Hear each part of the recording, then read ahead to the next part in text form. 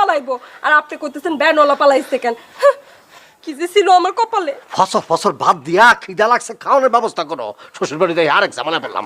আসসালামু আলাইকুম ভাইরা, ভাই দুলা ভাই, কেমন আছেন? কেমন আছেন মানে? বুঝতেছিস না কেমন আছি? ভ্যান চালাইছি, শরীরে প্রচন্ড শক্তি আছে, নাকি তোর বাইককে বইরেছি আমি।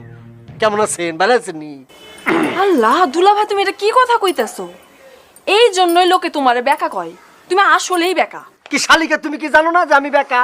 তা বেকার কাছ থেকে সোজা উত্তর চাও কেমনে? হ্যাঁ, এই যে আইসি শ্বশুর বাড়ি, তাও আবার ভ্যান চালায় খাওয়ানোর ব্যবস্থা করো। পেট চুচু করতেছে, এখানে কথা কর, ভাব কথা কর, কোন টাইম নেই। ক্যা এদিকে আও জলদি। শাশুড়ি আম্মা, আসসালামু আলাইকুম। খাওয়ানোর ব্যবস্থা করেন জলদি। আমার জীবন শেষ।